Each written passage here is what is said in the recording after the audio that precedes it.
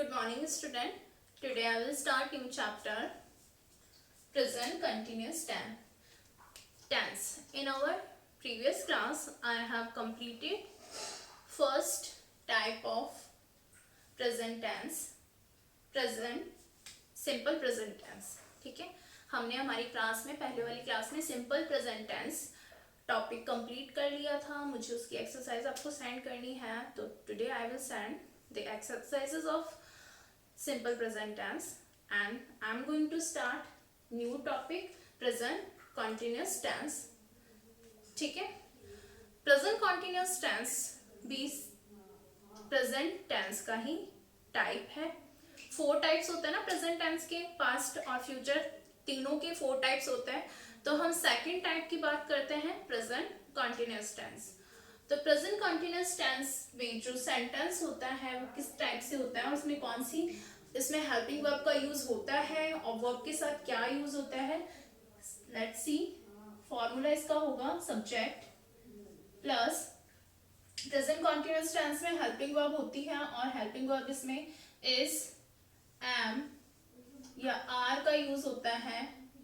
मैं आपको बताऊंगी कौन कौन सी सिचुएशन में इसका यूज होता है, किसमें एम होता है, किसमें आर होता है. इसके अलावा इसमें वर्ब के साथ वर्ब की फर्स्ट फॉर्म और इसमें आईएनजी का यूज होता है. वर्ब की फर्स्ट फॉर्म और आईएनजी. वर्ब की फर्स्ट फॉर्म का मतलब राइट है, तो राइट में क्या लगा देंगे फिर एंड में आईएनजी. ठीक है.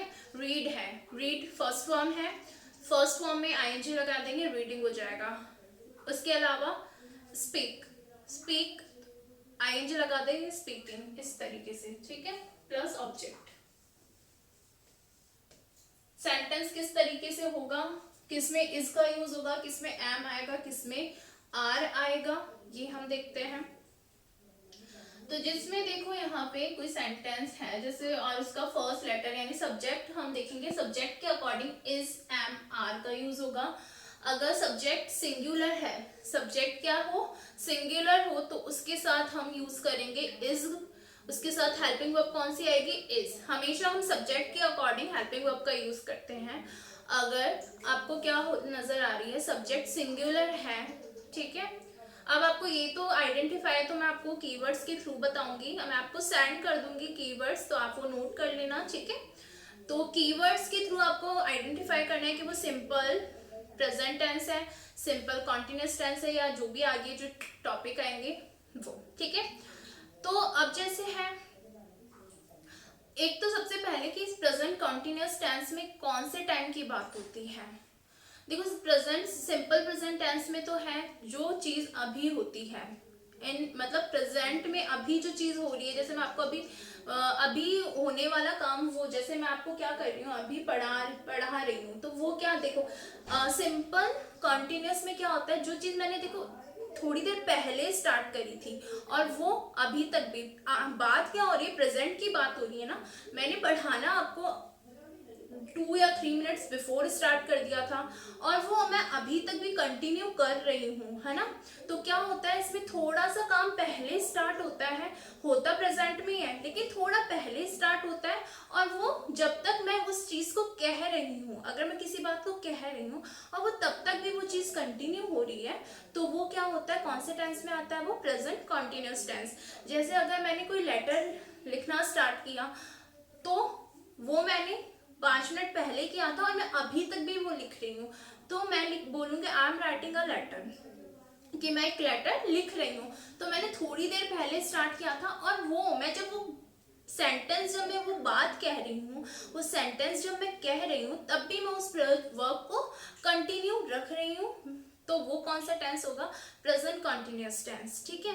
और जैसे इसमें और इसके अलावा जैसे प्रेजेंट सिंपल टेंस में तो वही है कि वो जो टाइम मतलब जैसे अगर कोई चीज़ है, जैसे मैं अभी मार्केट जा रही हूँ ना, ठीक है, तो उसके लिए सिंपल प्रेजेंट टेंस की, उसके लिए क्या आएगा, उसके लिए सिंपल प्रेजेंट टेंस का यूज होगा. ठीक है. जो अभी एट प्रेजेंट इसी टाइम जो हो रहा है, या ऐसा काम जो रेगुलरली होता है, डेली होता है, एक हैबिचुअल चीज, हैबिचुअल या कोई ऐसी जो हमेशा कंटिन्यू मतलब डेली वो जो चीज होती है, वो क्या था, वो काम तो सिंपल प्रेजेंट टेंस में आता है. अब जैसे इसमें है हम इसके अकॉर्डिंग सब्जेक्ट के अकॉर्डिंग हेल्पिंग वर्ब का यूज करते हैं। तो अगर सब्जेक्ट क्या हो, सिंगुलर हो, सिंगुलर मतलब अगर किसी बॉय का, एक ही बॉय का नेम हो, एक ही मैन का नेम हो, एक ही गर्ल का नेम हो, या एक ही वुमेन का नेम हो, या इसके अलावा ही, शी, इट, इनका यूज हो, ही, शी, इट, या किसी सिंगुलर, ही, शी, इट भी किसके साथ यूज होता है, सिंगुलर के साथ ही तो यूज होता है। ही, 1 सेकेंड,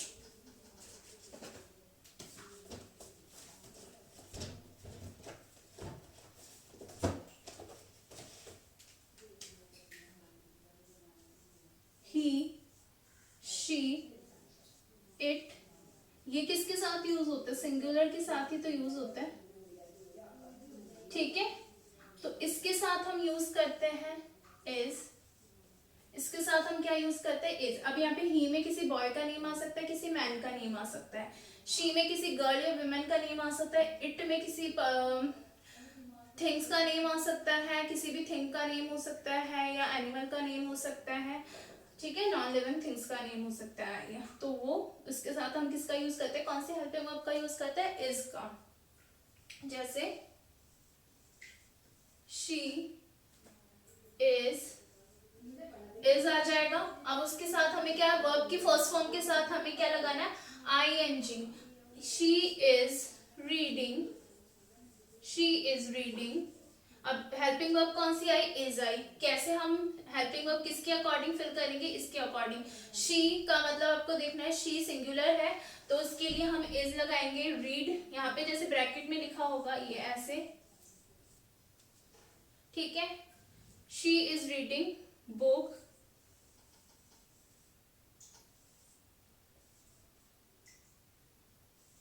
एट दिस टाइम या एट दिस मोमेंट, यानी इस टाइम वो क्या कर रही है, बुक रीड कर रही है।